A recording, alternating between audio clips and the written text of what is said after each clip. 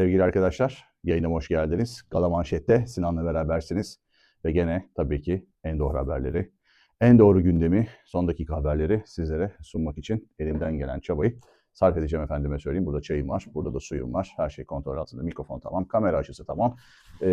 Bodrum'da hava soğudu, 5 derece 0 derece. İstanbul'da kar yağmış, hakeza Ankara'da da. Büyük şehirde olanlara kolaylıklar diliyorum. Bodrum'da da hava soğuk ama güneşli olduğunu söylemeden de geçemeyeceğim değerli dostlar. Hadi bakalım yayınımıza başlayalım. Ne diyordum ben? Kısaca özetlersek Galatasaray maalesef ve maalesef yapmış olduğu transferlerle bu başarıları elde etti. Maalesef teknik ekibin 1. senenin dışında pek bir dahli yoktu. Gelelim Süper Kupa rezaletiyle başlamak istiyorum. Süper Kupa'nın dörtlü final olmasının geçen sene Mayıs ayında kabul edilmesi yönetim zafiyetidir, rezaletidir. Türkiye Kupası'ndan, geçen seneki Süper Kupa'dan takımı sağdan çeken Fenerbahçe'nin ceza almaması, sadece para cezası alması ve bunun baskısını kuramayan bunun baskısını kuramayan yönetim gene bir rezalete imza atmıştır. O takıma o cezayı aldıramamıştır. Bu da bir rezalettir. Ünal Aysal Başkan zamanında Süper Kupa Beşiktaş'la Fenerbahçe arasında en azından oynanmamıştı. Yani en azından bunu becerebilmiştik yani. Anlatabiliyor muyum? Avrupa'dan beni becerebilmiştik. Yani bir şeyleri becerebilmiştik yani. O dönemden bahsediyorum. Bu dönemde o da yok. Yani sen dörtlü kupa finalini kabul ediyorsun. Trabzon'la Samsunspor isyan ediyor. Sen hiçbir şekilde isyan etmiyorsun. Hiçbir yöneticin çıkıp bununla ilgili tek bir kelime etmiyor. Bu nasıl bir rezalettir kardeşim? Kupadan takımı sağdan çeken adamı sen nasıl benim Süper Kupamın içine entegre edersin demiyor. Kuvvetle muhtemel var işin içinde. Bir sus payı geldi. Herhalde öyle tahmin ediyorum. Çünkü başka mantığım almıyor. Yani bir yönetimin böyle bir rezalet karşısında suskun kalmasının başka bir mantığı bende yok. Diğer taraftan bu en soğuk kış ayına getirip dayatılması, çünkü efendim fikstürde böyle bir yer varmış. Kepazelik. Kepazelik. Hadi bu da kepazelik bitti. Sen Trabzon'da oynuyorsun. Eliyorsun. Bence bugüne kadar yani şu sene oynadığımız en iyi futbollardan birini oynuyorsun. En istediğim atak organizasyonlardan birini başarıyorsun. En doğru organizasyonla Trabzonspor'a zaten kupada bir yol almak istemeyen, bunu bir eziyet olarak gören Trabzonspor'a karşı pozisyon vermene rağmen eliyorsun, geliyorsun ve gene olmayacak bir statta, olmayacak bir kalabalığın önünde gene rakibine bütün avantajı veriyorsun. Karşı tribünleri alıyorlar, seyirci avantajını alıyorlar. Senin seyirci avantajın yok. Sen gitmişsin kapalı numaralıyla bir açık tarafını almışsın. Adam bütün kapalı tarafını almış. Bir yağmurluk rezaleti yaşanıyor ki dillere destan, yani deneyecek bir şey yok. Orada hani başkan özür diliyor ve bir kelle almıyor. Bu da dünya tarihine geçmiştir herhalde. Yani bir başkan özür diliyor. Tarihe geçti. Özhan abi alkışladığı için Fenerbahçe'yi tarihe geçmişti. Dursun abi de taraftardan özür dileyerek tarihe geçti. Perfectamente, süper. Ama bu rezaleti imza atan her kimse kelleyi almadı. Bu da yanlış. O adam ödüllendirilmiş durumda. Ha, pasifize etti, görev vermedi. Zaten adamdı. Takılıyor. Ya da hiç kıramayacağı bir adama bu işi verdi. O da işte cebinden yaptırdı. Bu kadar oldu. Bir şey de diyemiyor. Hani parayı da vermedi. O yüzden de yani olan taraftarı oldu. Onu geçiyoruz. Fenerbahçe bir Süper Kupası maçı mücadelesi yapıyorsun. Olmayacak bir statta. Sürkalesi oluyorsun. Hiçbir hatan yok. Hiçbir şutun yok. Öyle bir takımla oynuyor. Öyle bir şey. Bu net bir istifa sesleri. Erden Timur falan filan işin içinde ama başka belki işler de var deniyor. Bakacağız. Diyorlar ki yani sen bu takım nasıl olur da şut atamadan bu maçı tamamlar neredeyse. Yani ezildik, bittik, mahvolduk, kıyametler kopuyor. Ondan sonra ve sürekli şöyle bir şey ortaya çıkıyor. Şimdi bir terimci tayfa dedikleri bir tayfa var. Yani Fatih Terim'i çok sevenler ve onun Galatasaray'ın başında görmek isteyenler. Bu kadroyla Fatih Hoca'nın çok başarılı olacağına inananlar. Haksız sayılmazlar. Fatih Hoca hakikaten iyi kadrolar, iyi işler yapmıştır Galatasaray'da. Dönem dönem hatalı işler yapmış olsa da ama böyle iyi bir kadroyla da neler yapacağını görmek isterim ama yaşını da tabii çok aldı. Bu da bir dezavantaj olarak karşımıza çıkıyor. Kapayıp parantez uzatmayayım buraları. Bir diğer tayfa Fatih Terim Hoca da olmasın, Okan da olmasın, yabancı bir hoca olsun, yabancı bir sportifimiz olsun. Burada da gene bu sefer yerli sevenler, Fatih Hoca sevenler devreye giriyor ve yabancılarla hiçbir başarı gelmeyeceğine inanıyor. Bir diğer taraftan yedeklerimizin olmaması, yedeklerimiz yokmuş, bundan dolayı biz başarısızmışız deniyor. Bu da külliyen yalan. Bu takımı kuran kimse hesabını verecek. Okan Buruk ben kurdum dedi, Dursun Başkan ben kurdum dedi. İkisine yazar kardeşim. Planlamayı buna göre yaptılarsa 100 milyon avroyu sadece Osimhen'e yaktılarsa bir kalemde maaşıyla beraber, arkasından Signo'yla işte Uğurcan'a da verilen paralarla beraber mevzu buralara kadar geldiyse baba yapacak bir şey yok. Anlatabiliyor muyum? Yani hakikaten yapacak bir şey yok. Bir diğer taraftan da bunları yaparken de maalesef paramız bitti. Paramız bitti arkadaşlar. Yani harç bitti yapı paydos derler ya eskiden. Yani harç bitti yapı paydos. Ama hakikaten harç bitti yapı paydos durumu yani. 2 kere 2 4. Yapacak başka hiçbir şey yok. Yazık. Gerçekten yazık. Galatasaray'ın bu geldiği durum işler acısı. Ne diyeyim? Ben de bilmiyorum ne diyeceğimi. Efendim onu diyordum. Yedek kulübesi çok zayıfmış. Babacım o yüzden biz yeniliyormuşuz. Yedek kulübesinin zayıf olması bana yazmaz. Okan buraya yazar. Beni de hiç ilgilendirmez. Tamam mı? Ayrıca yedek kulübesi falan da hiç öyle eksik değil. Adam gibi futbolcuları çalıştırsan, onlardan da maksimum verim almak için bir antrenman programı yaratırsan yedeklerinde gayet güzel seni götürür. Bugüne kadar yedeklerimiz veya yedekten gelenler Galatasaray'a şampiyonluğu getiren goller atmıştır. Bakınız en yakın tarihte Yunan asıllı futbolcumuz, bakınız Berkan'ın atmış olduğu gollerle biz müthiş işler yaptık. Bunu da unutmayalım lütfen. Evet, bu da işin bir tarafı. Diğer bir tarafına geldiğimde bu rezil futbolu gördük. Fenerbahçe'nin. Bunu zaten geleceğini biliyorduk. Yani bize biraz akıllı oynayan, bakın Ajax maçında gördük, PSV Eindhoven maçında gördük, Feyenoord maçında gördük, Sparta Prag maçında gördük. Yani bir sürü maçlarda, elendiğimiz bir sürü maçlarda ve Avrupa Kupası'nda işte Young Boys'a karşı gördük. Ne bileyim işte Savaş'taki Rus takımına karşı gördük. Yani bütün takımlar bizi biraz kapatınca, bir de biraz önlem alınca eyvahlar olsun oluyor. Ondan sonra zaten kalemize pozisyon görüyoruz. Uğurcan da çıkmış, Günay da çıkmış. Burada çok önemli. Günay da farkın yürümesini ve büyümesini engelledi. Şimdi bütün bunları da cebimize koyduk. Geldik Gaziantep. Şimdi 4 günlük bir ara. Arkasından dinlendik falan filan. Atletico maçı var ve bu arada bizim bir Gaziantep maçı oynamamız gerekiyor. Ama Fethiye'deki kupa rezaletinde eklersek bu işe takımın ve teknik ekibin ne kadar artık aciz duruma düştüğünü net olarak görüyoruz. Niye Fethiye'de de neredeyse %99'luk net bir Galatasaray kadrosu oynadı o kötü sahada, o kötü zeminde. Niye? Çünkü elinde onları oynatmaya güvendiğin gençler yok. Boluspor maçını 4-0 yenerken geçen sene Morata'da varken Eyüpler, Yunuslar, Yusuflar gayet güzel oynamıştı. Müthiş paslaşmıştık. Çok da keyifli bir oyun oynamıştık. Ne diyelim? Bana son zamanlarda çok keyif veren Avrupa'yı bir Galatasaray seyrettirmişti. Boluspor geçen seneki kupa maçı. Onu da unuttuk, koyduk bir kenara. Ya Çağrı Balta, Hakan Çağrı Balta kadroda yok. Gençlerden hiçbir tanesi kadroda yok. Sen Gaziantep maçına çıkıyorsun. Tam kadro. Değiştireceğin 2 kişi var. 2 kişi değiştiriyorsun. Çünkü niye? Diyorsun ki benim elimde başka bir şey yok. Ya senin elinde başka bir şey yok da. Kardeşim sen ne yapmaya çalışıyorsun ki? Yani amacın ne? Yani 16 kişiyle 14 kişiyle mi takımı döndürmek? Ya bir genç çıkartamaz mısın? Yani şu Fatih Hoca'ya kızıyorlar, ediyorlar ama yani ya bırak bak Barış Alper onun zamanında geldi, Yusuf onun zamanında geldi, Boya onun zamanında geldi. Kerem Aktürkoğlu onun zamanında geldi. Ya bir tane çocuk alıp çıkartmadın da bugüne kadar. Olmuş meyveleri getiriyorsun 30 yaşındaki adamları. Zahalar, Teteler, Ziyeçler, Mertensler, Icardi'ler. Bir Osimhen genç adı 25 yaşında. O da zaten 100 milyonluk. Singolar, Mingolar. Al Yelertler, Melertler. Sözüm onu alıyor. Yelert aldım diyor. Gençler oyuncu işte diyor. Ay 7 dolar alıyor. Hepsi çöp abi. Kölner, Mölner. Ya sakat ya çöp. Zaten kullanamıyorsun. Böyle bir şey yok. Galatasaray böyle yönetilmez. Şimdi Abdullah Bey'e kızıyorlar. Abdullah Bey de kızmasınlar, İbrahim Bey de kızmasınlar. Yani bunu o pozisyona getirip o yetkiyi veren kimse ona kızsınlar. Kim? Başkan vekili. Neyin başkan vekili? Sportif AŞ başkan vekili. Sportif AŞ başkan vekili kim? Dursun Aydın Özbek. Güzel. Dursun Aydın Özbek'e kızacaksın abiciğim. Sen ilk sene kendi kafana göre takım kuruyorsun. Ondan sonra işte Erden Timur diyor ki abi burada bir sıkıntı var. Ben buraya el atayım diyor adam. Yani 30 tane işe el atarken 35. işe de el atıyor. Bir Erden Timur görüyoruz. Kendi çapıyla bir şeyler yapmaya çalışıyor. Diyor ki bilmiyordum diyor. Bana liste verildi. O listede ben sadece şunu söyleyebildim. Galatasaray'ın parası yok arkadaşlar. Ya kiralık alabilirim ya bonservis elinde oyuncu alabilirim. İmza parası, küçük bir imza parası vererek onu da aylara yayarak verebilirim diye. Bunu zaten adam çıktı. Divanda anlattı, genel kurulda da anlattı. Hah be kardeşim ya. Neyse alıyorsun. Ondan sonra sonraki sene İbrahim, sonraki sene Abdullah. Baba hayırdır ya? Bu ne öğütmedir ya? Niye? Çünkü para. Anladın mı? Para yok. İbrahim Bey alınca hissiyat sağ yapıyor. İşte Apo Bey alınca sponsorlar geliyor. Aklınca böyle ceddede fili şeyler. Arkadaşlar bakın bizim şu anda hiçbir mal mülkümüz kalmadı. 2 tane malımız var. Mülkiyeti bize ait olan. Biri ada. Yarısı diyorlar. Yarısı da devletin. İki neresi biliyor musunuz? İlk yönetim binamız. İlk yönetim binamız. Altı voleybol salonu olan. 2 tane. Aston Galip'teki binamız ve adamız. Başka hiçbir binamız kalmadı. Bak başka hiç çakılı bir şeyimiz yok. Florya bizimdi, tapusu gitti. Riva'nın tapusu bizimdi, gitti. Mecidiyeköy'ün tapusu bizimdi, gitti. Bak bunlar tapusu bizim olanlar. Stadın üst kullanım hakkı bizim arkadaşlar. Yani arazi devletin bize vermedi.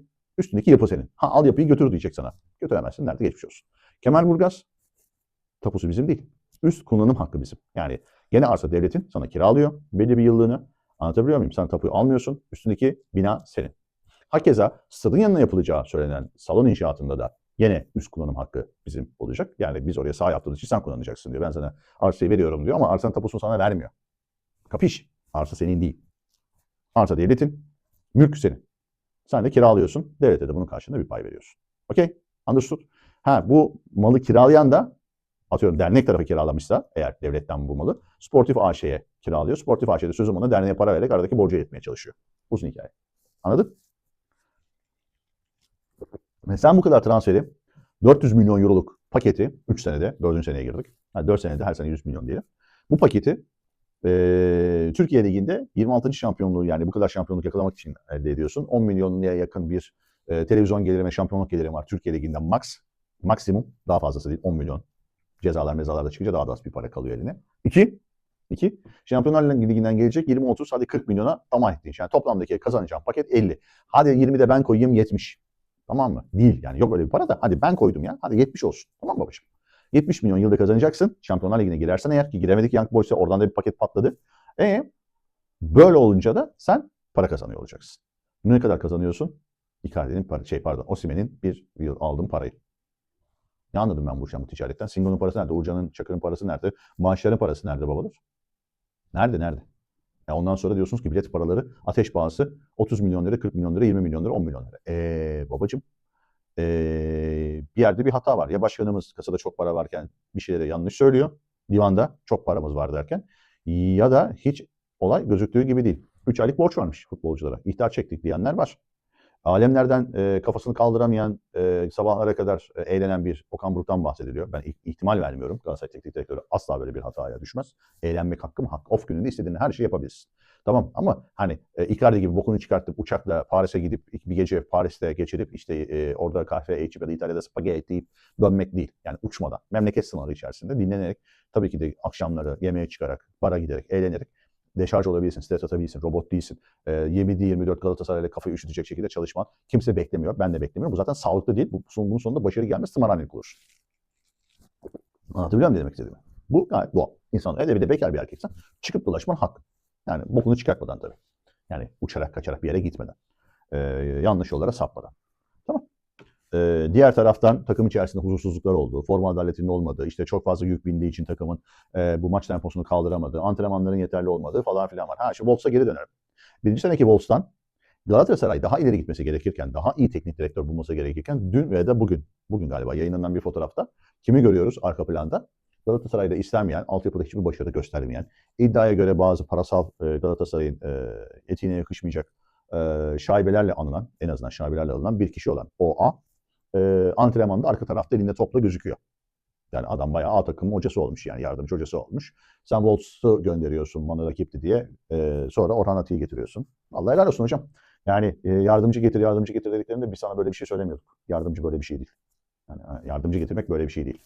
Başkanın da bir iddiası var. Şimdi başkanla ilgili başka bir iddia var. Kapalı kapılar ardında efendim 3 silahşörler varmış. Bu 3 silahşörler daha önce de Galatasaray'ın Dursun Başkanı'nın 1. döneminde yer alan çokça ismini duyduğumuz kişilerden oluşuyormuş. Bu kişiler de Galatasaray'ın oyuncu transferinde arka tarafta danışman olarak etkin rol oynuyorlarmış. Hatta şimdi başkan dönem dönem o kişileri biraz daha ön plana çıkartacakmış. Çünkü seçim yaklaşırken o insanlara ihtiyacı varmış.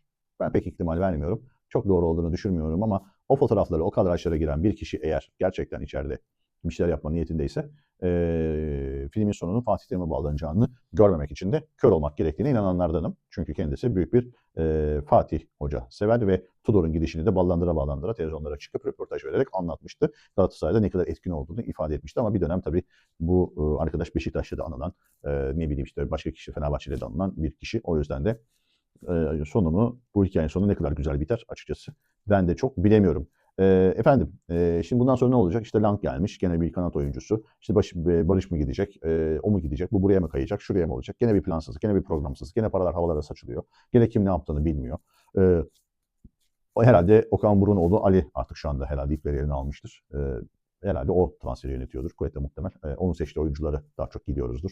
Artık bundan sonrası böyle de Okan Buruk'un birkaç kere gülerek espri mahiyetini anlattı ama ben her zaman bir şakanın altında gerçek pay olduğunu inananlardanım. Duyduklarım, gördüklerim, bildiklerim de diyor ki Ali Bey okula gitmez. 7-24'ünü Okan Hoca'ya bitişik yaşar ve takımın çok içindedir diyor. O da onların bileceği bir şey. Bununla ilgili de çok bir cümle sarf etmek istemiyorum. Günün sonunda yanlış anlaşılma da var. Evet, Antep beraberliğine geldiğimizde de Antep maçı başladığında ben zaten eyvah dedim. Çünkü doğru noktaları bizim atak yaptığımız şu noktaları, şurayı, tamam mı? Şurayı, okey. Bak gösteriyorum. Bak şurayı ve şurayı çok iyi kapattılar. Şu orayı çok güzel kapattılar. Bizi sadece buraya verdiler. Her zaman bizim bütün büyük takımların yaptığı buralara verdiler bizi. İçeride Osimhen yok, Icardi var. Poposunu kaldıramayan. Tamam mı? Bizi bu kanada attılar. Buralarda inanılmaz ikili üçlü kapattılar. Barış'ı, Sané'yi buradan gelince müthiş güzel kapattılar. Bu ortadan İlkay'ın gelişlerini kapattılar. Lemina'yı kapattılar ki Lemina zaten çok buralara gelemedi. Yunus'u kapattılar. Anlatabiliyor muyum? Yani bu alanı çok hoş bir şekilde şuraları da hadi böyle yapalım. Çok hoş bir şekilde kapattılar. Biz gene topu Trabzon maçında doğruları yapmamıza rağmen, topu buralara indirmemize rağmen, şuralara böyle, buralardaki ortaları kesmemize rağmen ve buralara yaptığımız doğru ataklarla, işte arka direk koşularıyla doğru pozisyonlar bulan biz, ne hikmetse ne Fenerbahçe maçında ne Antep maçında bu doğruların hiçbir tanesini yapamadık. Bu da zaten bir oyun ezberimizin olmadığını gösteriyor. Bir Antep maçında kıpırdandık. Doğru işler yapmaya başladık. Birkaç atak yaptık. O da böyle bir işte ahmah falan filan, işte bir Icardi'nin kafası var. Oradan bir ilk dakikalarda bir Yunus'un şutu var. İşte bir iki tane şutumuz var falan filan. Öyle ahmah falan filan. Dedim bu Antep bu maçı alır. Ya berabere biter ya bu maçı Antep alır. Çünkü hakikaten adamlar biraz dedim atak yapabilirlerse, ki onlar da Fethiye maçında da bunun biz şeyini görmüştük. Yani adamlar biraz atak yapabilse, biraz ayakta durabilseler, biraz eller ayakları dolaşmasaydı Fethiye maçında da biz mağlup ayrılabilirdik bu arada. O kadar kadroya rağmen. Gel gör ki Antep maçında da zaten bir futbolsuzluk ortaya çıktı. Burada işte herkesin ortaya şapkasını koyup düşündüğü konu şu: Osimhen'in yoksa tırtsın, işte Mertens'in yoksa tırtsın, Saran yoksa tırtsın, o yoksa tırtsın. Günaydın. Günaydın babalar. Hoş geldiniz be ya. Neredesiniz be ya? Ha? Neredesiniz? Ha? Günaydın be. Vallahi günaydın. Gerçekten günaydın. Neredesiniz babalar ya? Ha? Yeni mi uyandınız? Ha? Yayınıma hoş geldiniz. Beyler, bir daha bir dinleyin beni. Bak bir dinle. Daha önceki yayınlarımı dinlemeyenler dinle. Osimhen yoksa yokuz. O yoksa yokuz. Uzun top var. Okan Buruk teknik bilmiyor. Bonjour.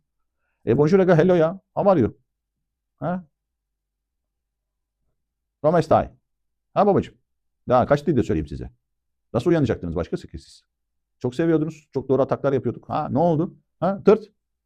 Böyle mi oynar Galatasaray kadrosu? Niye? Bıktı takım, bıktı. Bitti takım.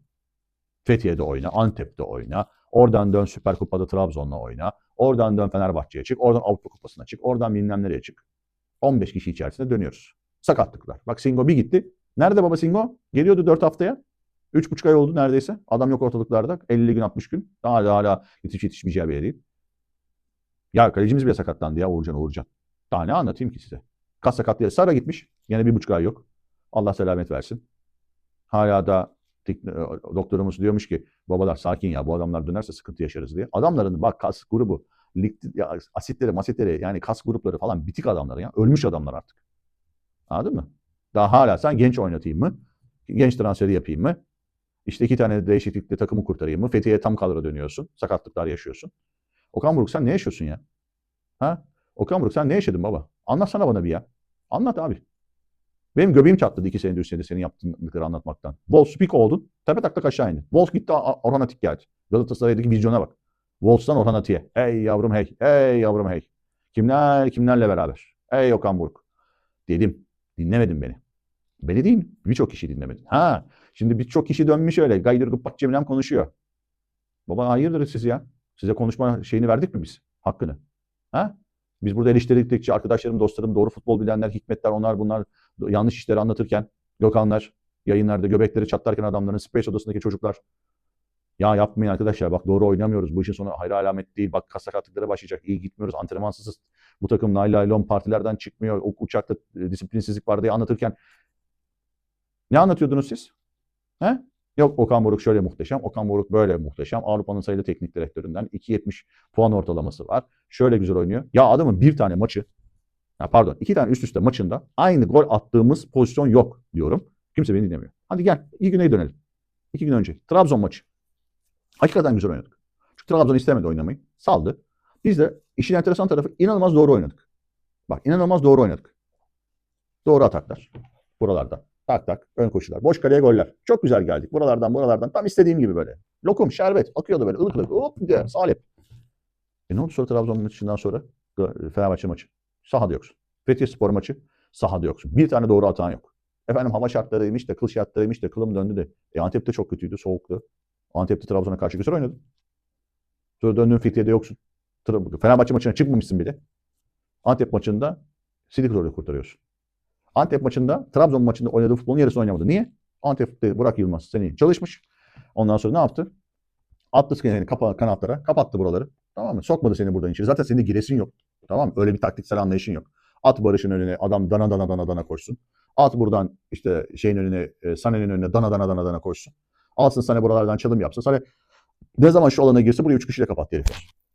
Buraya böyle 3 kişiyle böyle bodozlama gidip pata diye böyle Sané'nin önünü kapattılar. Yunus buraya geldi, önünü kapattılar. Bu taraftan Barış geliyor, önünü kapatıyorlar. Ne anlatıyorsun abi sen ya? Torreira yok, tırsın.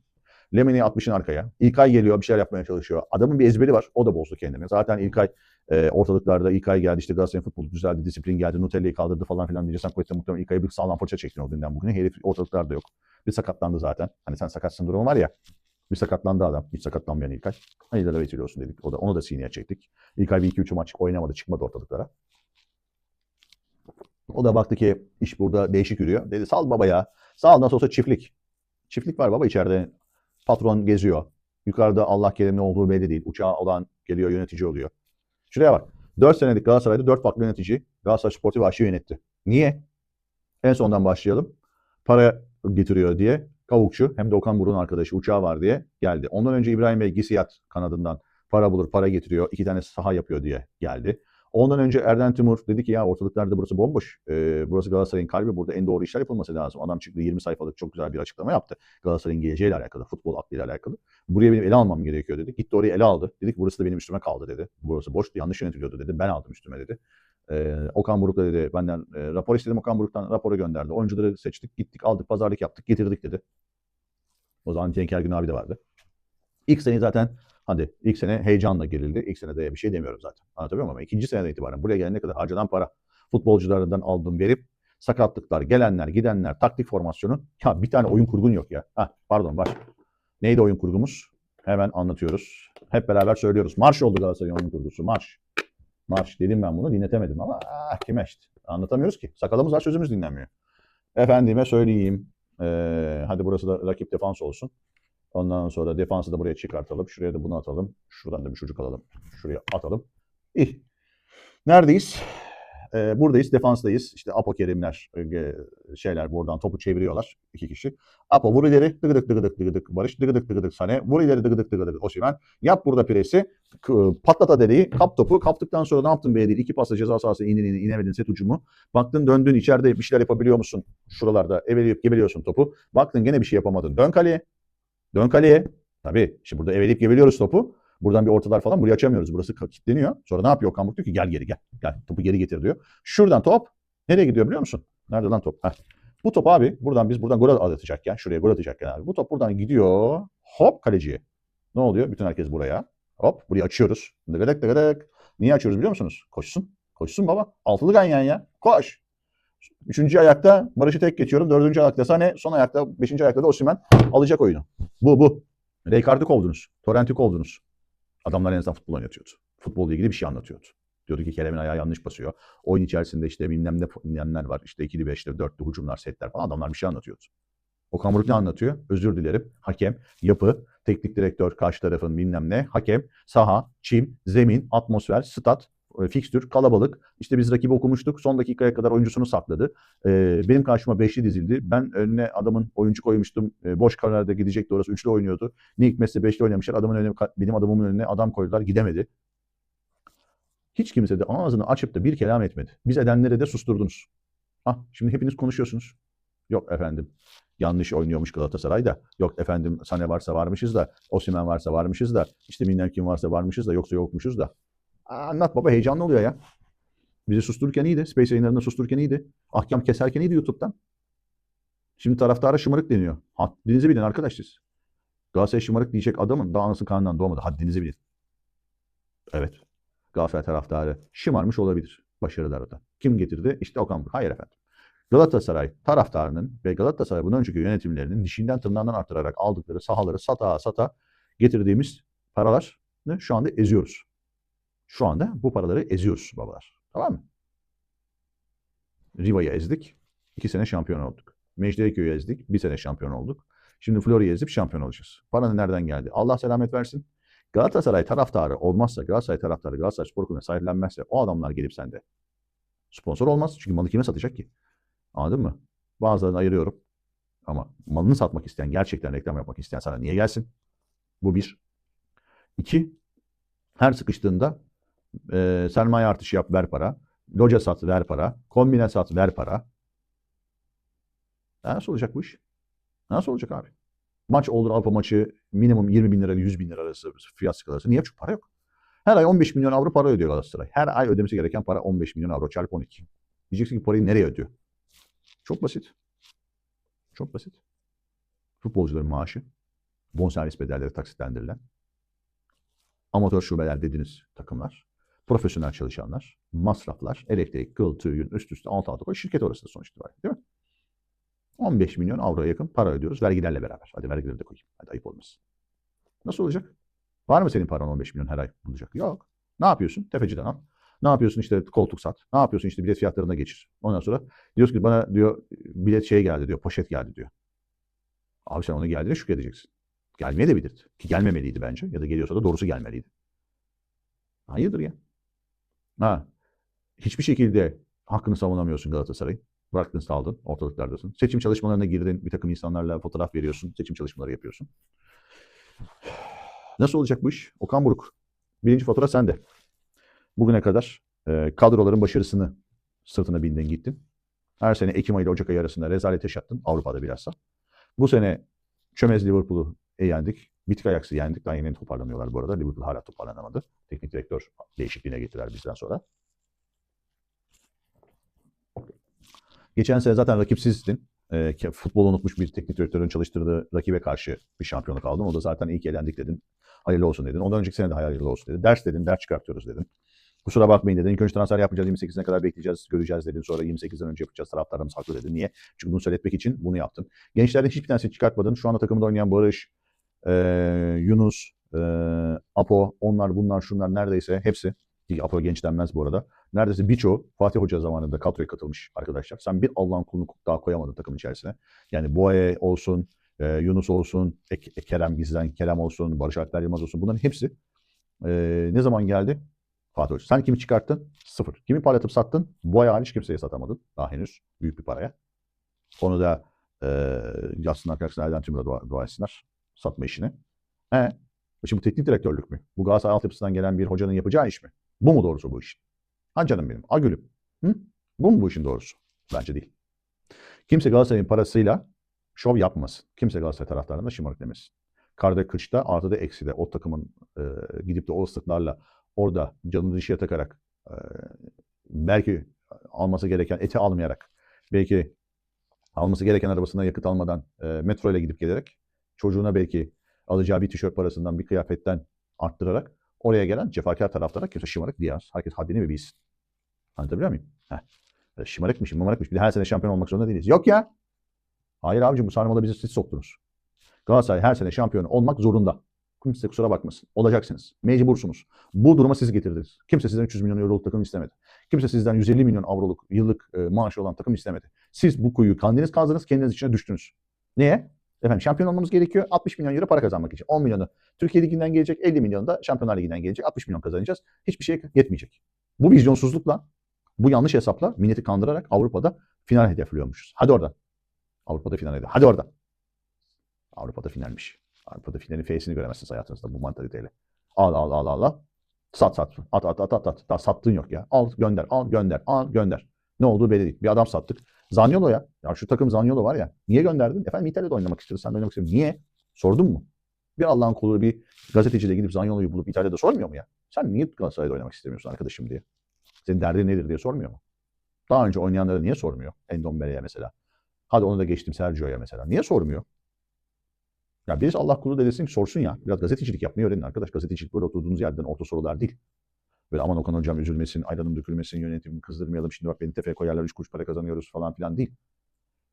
Orta soru sormayacaksın. Tudor'a yaptığınız gibi, Torrent'e yaptığınız gibi girsenize. Ne oldu? Yemiyor mu maça? Yemiyor değil mi? Çünkü soru soramıyorsunuz. Yemiyor. Korkudan yemiyor. Niye? Orada o var, orada o var. Çıkışta kulağımı çekerler. İşte buna kızarlar. Ekmek paramdan olurum. Aman abi ben orta kesim. Bir iki tane çocuk var işte oradan soru soruyor. Sorumsuz sorular. Okan Buruk da onlara göre cevap veriyor. Verdiği işi yaptı zaten. Allah selamet versin. Adamların son dakikaya kadar beşli mi çıkacak, altılı mı çıkacak bilemedik. Son dakikaya hazırladılar. Kadroya çıkarttılar diyor ya Antep'e karşı ya. Ah Okan Buruk. Ah senin Manchester City tutman gerektiğin dediğinde kulağını çekmeyenler. Gülerek 12 kişi mi oynayacağız diyerek röportaj verdiğinde kulağını çekmeyenler. Avrupa'dan elenmemiz iyi oldu bu vesileyle. Daha hayırlı işlere imza atacağız dediğin anlar. Daha ben hangisini sayayım? Senin hani hangi bir lafına geleyim? Hı? Hangi bir lafına geleyim? Hangi bir rezaletim? Önünü açayım, arkasını açayım. Ya, toprağımız kalmadı. Toprağımız ya anlatmaktan devlet tüyü bitti. Şu anda hiçbir mal varlığımız kalmadı. Bir ada, bir Aston Galip. Bunun dışında hiçbir malımız yok. Şu anda stadın mülkü de bize ait olmasına rağmen devletin. Kemerburgaz tesisleri de bizim değil, devletin. Anlatabiliyor muyum? Yok. Senin değil bunlar abiciğim. Senin değil. Üst kullanım hakkı senin. Üst kullanım hakkı. Ne demek üst kullanım hakkı? Araştır. ChatGPT'ye sor. Bilmem kime sor. Anlatsın sana. Toprağı devlet veriyor. Sen üstüne mal yapıyorsun. Toprağın üstüne mal yaptığın için oraya bir değer katıyorsun. Devlet diyor ki ben seninle anlaşma yapıyorum. Bilmem kaç sene boyunca burası senin. Bu yaptığın maldan dolayı, hizmetten dolayı ben sana burayı tahsis ettim diyor. Tahsis ediyor. Vermiyor. Tahsis ediyor. Sattığın arsası da, Kemerburgaz'ın arsası da, salon yapılacak yerin arsası da ki oraya yapamazsın salon. Asla yüzden pahalıya gelir. Ama tapusu senin olan Florya'yı satıyorsun. Tapusu senin olan Riva'yı satıyorsun. Tapusu senin olan Mecidiyeköy'ü satıyorsun. Bunun üçünde kim sattı biliyor musunuz? Dursun Aydın Özbek. Elinde imkan olsa dördüncü bir mal varmış olsa onu da satacağız. Allah'tan yok yani. Ertay abi divan toplantısında bu kafa dedi, şey de satar dedi. Oradan kendine mağduriyet çıkartmaya çalıştı. Dursun Başkan adamı satılacakmış diye bir kızdı. İroniyi de anlamadı oradaki. Çünkü elimizde 2 tane mal varlığı kaldı. Ada Dursun Başkan satabileceğin bundan sonra. Ada Aston Galip. Aston Galip tarihi eser. Kaldı ada. Anladın mı? Allah uzun ömür versin. Bir başkanlıklar seçilirsen o senin sonundaki de kuvvetle muhtemel orayın başka bir şey yapılmasına karar vereceksin. Çünkü yok, para yok. Yani bu düz mantık arkadaş. Sen her sene 150 milyon, 200 milyonluk transfer yapıp borç yüküne sokarsan Galatasaray'a gelecek 300 milyon diye o gelecek para kurtarmıyor zaten Florya'da arkadaşlar. Kimse kendini kandırmasın. Riva'dan ikinci plan yapılacakmış. Oradan gelecek para da kurtarmıyor. Anca tapi çıkarsın belki. Hani Riva'yla Florya'yı üst üste koyarsan belki hiç doğru yani şu dakikadan itibaren, bu yazdan itibaren büyük satış yapıp az futbolcu alıp bonservis bedeli ödemeden sadece kiralıklarla ve düşük maaşlı futbolcularla çarkı çevirmeye çalışırsan bundan o zaman 2-3 sene sonra ancak tapi olursun tapi. Okey. Diğer gelirleri de biliyorum da o gelirler ancak işte şu elindekileri öğütmeye götürür. Anlıyor musunuz? Benim niye yırtındığımı. Transfer yaparak başarılı olan, futbolcuları çöp eden, öğüten Okan Buruk'a daha fazla dayanmamız gerekmiyor. Bir tane diyorum genç çıkarmadı. Bir tane. Hakan Çağrıbalta çocuk U19'da uçuyor. Aldın mı? Almadın. Dışarıdan başka bir genç çocuk buldun mu? Buldun. Oynatabildin mi? Oynatmadın. Eyüpleri çürüttün. Yusufları çürüttün. Yelert'i çürüttün. Nelson'u küstürdün. O da genç sayılır. Türkiye'ye göre 25-24 yaşlar. Genç çünkü biliyorsunuz. Yani biz 16-17 yaşında çocuk atıyorlar Avrupa'da sahaya. Maç kazandırıyor. Bizde onlar çocuk daha yani. 16-17 çocuk. Bizde genç 20-24 arası genç. Futbolcu 25 yaşından sonra başlıyor yani. Sen 25 yaşından sonra futbol oynamaya başlıyorsun. İyi futbolcu da oynanıyor. Yalan. Yalan. Sonra efendim yedeğimiz yoktu. Ondan Galatasaray takımı maç kaybediyor. Canım. Niye yedeğin yok diye de soran yok ya. Efendim yönetim almamışmış. Okan Buruk planlayamamışmış. Yok planladı. Bunu planladı zaten. Hani ne planladığını bekliyorsunuz ki siz? Diyor ki işte çok para harcadık diyor. Harcama. Sen Osimhen'i alma. Mecbur musun Osimhen'i almaya? Mecbursun çünkü seni kurtarıyor. Al bak Osimhen'sizsin. Afrika Kupası'nda herif. Yokları oynadın. Daha derbi galibiyetin yok. Olduğu maçlarda da yok. Adam deliriyor, maskesini atıyor. O da zaten bir delirdi. Onun da ben hiç durumunu iyi görmüyorum. Bu gidişatta iyi görmüyorum yani. Herif bayağı böyle sinirli. Kendi takımında, milli takımda kavgalar ediyor. Bizde ediyor falan. Yani onu ruhani iyi görmüyorum. Ama bak ona güvenmeyin. Osimhen elimizde patlayacak babalar. Bak çok iyi gitmiyoruz. Hani şimdi Lang diye bir herif almışız. Kanat. Niye kanat aldık? O da Allah selamet versin. Takımda bir kanatsızlık kanattan geçilmiyor. Çünkü biliyor ki ortayı kapatıp bir taktiksel anlayış olmadığı için ver topu Lang'ın eline. 3 kişiyi çalıma dizsin. 2 ay boyunca işte kendi geldiği kondisyonla birkaç tane de destekle. İşte oradan da birkaç maç çözelim. Sonra zaten Avrupa'dan da elenince haftada bir maça düşüyorum. Haftada bir kere de 3 gün dinlenir, 4 gün çalışır, maça çıkarız.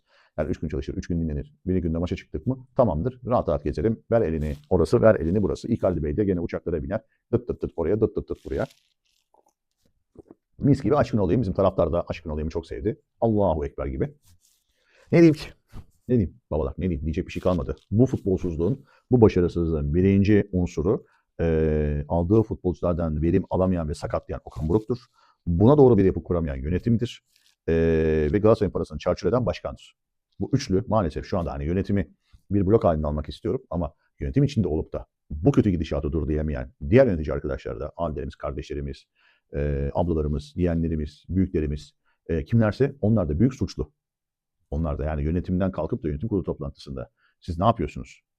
Karışma ben bunu yapıyorum dediğinde ne demek karışma? Başkanım Galatasaray'ın parası var. Galatasaray'ın istikbali söz konusu burada diyemeyen yönetici ise varsa eğer o masada ona da yazıklar olsun. Gerçekten yazıklar olsun. Ben başka hiçbir şey demek istemiyorum yani. Bu böyle bir şey yok. Hani bu kadar Galatasaray TFF'ye karşı yok, devletin bilmem nesine karşı yok, ona karşı yok, buna karşı yok. 1 Ocak'ta yürüyüşte. Tövbe estağfurullah ya. Tövbe estağfurullah ya. Ne diyeyim? Ne diyeyim? Efendim, gelelim Atletico Madrid maçına. Atletico Madrid maçına evet iyi başlayacağız. Ben size söyleyeyim. Güzel futbol oynayacağız bir 15-20 dakika. İyi top çevireceğiz. Atletico Madrid topu biraz bize verecek. Biraz kendi alacak. Ama olur da eskaza bir ilk 20 dakika içerisinde bir gol bulursak ve topu doğru dolaştırıp topu doğru dolaştırıp doğru bir şekilde atak yaparsak maç alma ihtimalimiz var. Liverpool'da yaptığımız gibi. Ancak hikayenin bir de Tura tarafı var. Madalyon öbür yüzü diyelim, Tura demeyelim. Madalyon öbür yüzünde de olduğu Simeone ki çok iyi bir taktisyen. Yani bunu bütün herkes anlatıyor. Zaten izleyince de anlıyorsun. Rakibine karşı çok analiz eden, rakibine karşı kadro çıkartan, oyun planı kuran bir teknik direktöre karşı oynayacağız. İstediği kadar eksi olsun. Hiç önemli değil onun için. O yüzden oldu da ilk 15-20 dakika bir gol bulurlarsa hem ambiyansın bir anda terse dönmesiyle taraftarın hem oyuncuların moral bozukluğuyla Allah muhafaza diyorum, Allah korusun diyor. Bak Allah muhafaza diyorum, Allah korusun diyorum. İşler sarabilir. Perşembe günü başka şeyler konuşuyor olabiliriz. Değerli dostlar, sevgili arkadaşlar, Osimhen'e rağmen. Çünkü Osimhen oynayacak. Bunun dışında da söyleyeceğim bir şey yok. Benim bütün isteğim Galatasaray Spor Kulübü'nün hepimizin gelecekte yaşını aldıktan sonra izleyeceği bir Galatasaray bulabilmek. Varsa çoluğu çocuğu, varsa torunu onlara bir doğru Galatasaray bırakabilmek. Bütün gayemiz bu ve doğru futbol oynayan bir Galatasaray bırakabilmek yani. Başka hiçbir amacımız, başka hiçbir gayemiz yok. Ya benim şahsen benim hiçbir gayem yok. Benim bir üye olarak da bir oyun var. Sonuna kadar da bu oyu verirken de herkese cet ve cet savaşırım, didişirim. Çünkü burada isimler önemli değil. Galatasaray yöneticisi her zaman şunu der. Bana bir vekalet verdiniz. Ben sizin vekaletinizle burayı yönetiyorum der. Vekalete ihanet olmaz. Tamam. Lütfen. Rica ediyorum sizden. Bak şimdi voleybolu toparlıyorsunuz, basketi toparlıyorsunuz. Geç kalınmasına rağmen orada doğru hamleler yapılıyor. Güzel, şık. Erkek voleybolu söyledim çok iyiydik. Erkek basketbolunu toparlıyoruz. Bayan basketbol bakacağız. Allah çok belli olmamakla beraber o da toparlanır. Yani oralar iyi gidiyor. Tekerlekli sandalye basketbolu iyi gidiyor. Yüzme iyi gidiyor. Yani iyi giden şeyler de var. Ama rica ediyorum. Bir, parayı çarçur etmeyin. 2, mal varlığı kazandırın. 3, mallarımızı satmayın. 4, abuk sabuk oyuncuları getirip Galatasaray'ın başına bela etmeyin. Har vurup parmağı savurmayın. Menajerlerin tuzağına düşmeyin. Galatasaray'daki bazı gereksiz kendini ne olduğunu anlamadığım hesapların, büyük hesapların uydusuna girip yanlış işler yapmayın. Aklınız yok bari bu işi bilen, şu anda gerçekten bilen birkaç doğru Twitter hesabı var. Birkaç YouTube yayıncısı var. Lütfen onlara danışın. En kötü Serdar Kelleci'ye danışın. Bak Serdar Bey hakikaten U19'u, Avrupa'yı, Galatasaray'ı iyi çözmüş biri. Güzel konuşmalar yapıyor. O da hatasını anladı diyeyim. Hatasını anladı. O da bize dönem dönem bir kararsız kalmıştı. Yani Okan Buruk'u mu savunmayayım mı işte bir şeyler anlattı. Şimdi o da bir toparlıyor ama onun bilgi birikiminden bence faydalanabilir. Yani diyeceksin ki ona mı kaldı Galatasaray? Hayır ona kalmadı ama şimdi başkalarını almayacağına göre yani Hikmet'i almazsın, Gökhan'ı almazsın. Ne bileyim Sinan'ı almazsın. Kim var başka? Bir sürü adam var içeride yani bu işleri yapan. Hani onlardan bilgi birikiminden yararlanmayacağın için diyecek de başka bir şeyim yok. Taraftarda da sadece tek bir ricam var. Akıllı olun. Gözünüzü seveyim. Gerçekten ortada çok karışıklık var. Herkes bir yer tutmaya, pozisyon tutmaya çalışıyor. İnanıyorum ki tez zamanda zaten varsa bir aday çıkacaktır. Ve işler biraz daha yoluna girecektir. En azından rekabet bir şeyleri doğruları yaptırır. Şu anda Berkan'ı gördüm. İşim kötü oldu. Orta sahan yok. Berkan'ı gönderiyorsun. Sonra Okan Buruk diyor ki elindeki hiçbir oyuncuyu hiçbir kimse göndermek istemez. Berkan'ı niye gönderdin? 27 yaşındaki jokerini. Onu da anlamak mümkün değil. Efendim yayınımın sonuna gelirken beni takip etmeyi ve lütfen beğenmeyi unutmazsanız çok sevinirim. Bu benim için çok önemli. Hepinize sevgi ve saygılarımı sunuyorum. İyi akşamlar diliyorum. Galatasaray'da kalın. İnşallah İnanmayan stada gitmesin. Atletico maçı zorlama imkansız değil. Ben kazanacağımıza inanıyorum ama yani iki tarafın da senaryosuna çok hazırlıklı olmamız lazım. Unutmayın, Liverpool maçından önce, Ajax maçından önce de bunları söylemiştim. Kazanacağımızı söylemiştim. Nitekim kazandık ama var. Bu amaları da size Cuma günkü yayınımda anlatacağım. Efendim hepinize sevgiler, saygılar.